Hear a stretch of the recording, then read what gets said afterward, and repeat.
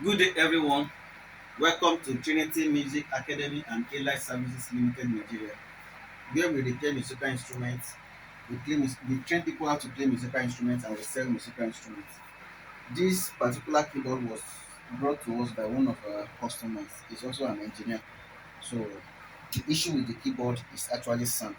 So you just have to bring the face of the keyboard. So because he's a technician, so you can fix other issues there. But the keyboard is booting, the keyboard is working well, but it does not produce sound to the speaker and to the phone. So we have actually fixed it. It's producing sound now.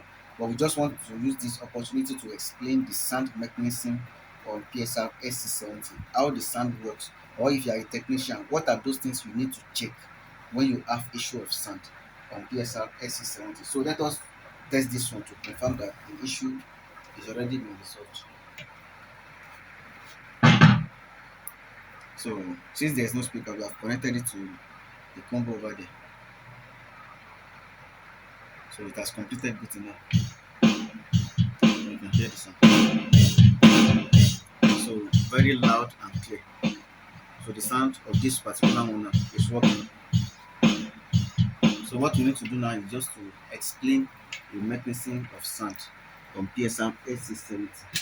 So we are going to be using other panels. So we don't want to talk this one again. So this is the main board for PSR S670. So this is what we call the PMC for PSR S670. So this is the analog motherboard for PSR S670. Then we have a PML, the left hand side. So these are the when you have issue with when you have issue of sound on PSR S670, these are all that concerns with sound. To start from the simplest, the first one is the volume. So the volume is also always denoted as variable resistor. So as it is now, it is a resistor. So but the resistance usually varies as you are turning it, whether clockwise or anti-clockwise. So as you are turning it clockwise, you are increasing the volume, but the resistance is getting lower. And for this particular one, you can see that we have 4 pins here, but it is only one that is active, which is this second one. So this is the only one that is active, and this is the only one that goes to this particular panel. So if you test the resistance as you are increasing it, you test the resistance. As you are reducing it, you test the resistance. So if there's any malfunctioning there, that shows that the volume has issue, and what you need to do is just to replace it. And sometimes the volume may be okay, but there will be an open circuit between the active line of the volume here. This second line is the active line of the volume. So if there is open circuit between here and this particular place, that shows that the volume is not transferred here, the keyboard is not going to produce sound. So another thing you need to check is to check the continuity between this second line, active line, and this place. So if there is any issue there, the keyboard may not produce sound. So we are done with this particular one. So the third one is this, what we call the PNC, or majorly we call it sideboard or the control panel. So it is the only one that has microcontroller on it. Sometimes when the active volume gets here, there may be open circuit between here and the active component on this particular microcontroller. So check if there's continuity. So once there's continuity, you don't have issue with all this side again. If there's no continuity, you have to close the circuit. And this particular one, we call it microcontrollers because it's going to receive signal from different ports, from different areas. So everything here now, this one is going to receive the signal. Every buttons here is going to receive the signal. Every buttons from the other side too, the PNR. So it's going to receive the signal and it's going to process it, then send the signal to this particular place. So as it is now, it has different sections.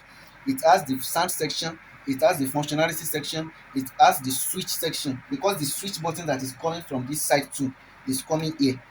So it's the one that will process it. So if the issue is from this particular microcontroller, then it's not going to process sound, it's not going to direct the sound coming here to this particular board. So this microcontroller can also be the issue why the keyboard doesn't sound. So and this one can be tested by using maybe my oscilloscope or other signal tracers to check if it actually processes the sound from this place to the main board. Then we are done with this. So the third one is this part, is the main board. So this main board has so many components associated with sound. So the first one is this particular tone generator. It is the CPU and it's also sound generator. That shows that it has a section that deals with the CPU, that is central processing unit, for every other functions, and it also has a sections that deals with sound. So sometimes the section that deals with power, that deal with functionality, may be okay. So the keyboard is going to function, it's going to do everything well, but it's not going to produce sound if the issue is from the sound section, audio section. And if the issue is from the power section, then the keyboard is not going to come up at all. So the issue can be from here. So if this one can now generate sound, this one can also be tested with an oscilloscope. It's going to transfer the sound, because this one is going to complement the work of this one. This is the SD RAM or DSP RAM that works for sound here. Then when the sound leaves this place, it's going to this particular one. This is the DAC, digital to analog converter, is already removed here. So the one here is 4385 ET. So this is the one that will now convert the digital signal, it will convert it to analog. Then the thing will be transferred back to this place, then it's going to go to this place. Then we have other voltage regulators that work for sound. This particular one now, it is a 12-volt regulator. It will convert the 16 volts coming from this power panel, from the adapter. It will convert the 16 volt to 12 volts. So it will go regulate it to 12 volts. That is for sound alone. Then the 12 volt generated for sound alone will come here. So this one will now convert the 12 volts coming from this regulator, it will convert it to 5 volts. That is for the audio alone. All these ones, they don't have to do with functionality, whether the keyboard does not come up, whether the keyboard is not functioning. They are not dealing with it. They are only dealing with the audio section. So it is the 5 volt that comes here that's going to be powered, that's going to power the DAC that is here. That is the first section of sound. The other section of sound is that the sound generated here, the three signals, they will come to this particular OP amp. This is operational amp. I'm sorry, we come to this particular digital amplifier. This is an amplifier, this is the digital amplifier, but it was for sound on the speaker. So when you see that there is a sound from the phono, but there's no sound on the speakers, that shows that this particular one has issue.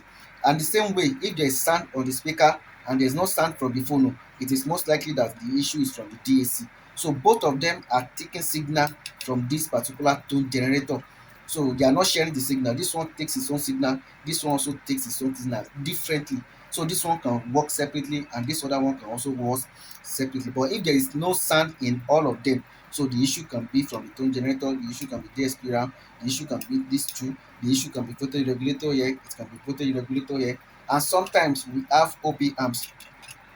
So sometimes the sound can be generated, but it will not be loud, it will not be that audible. So the issue can be OP amp. OP amp is it means operational amplifiers. They are not generating any signal, but they are going to amplify just to increase the intensity of the signal. That is the work of this particular one. This one is the program room, and this one is the flash room. So this one is for other functions. For main, these are the main SD RAM for this particular one.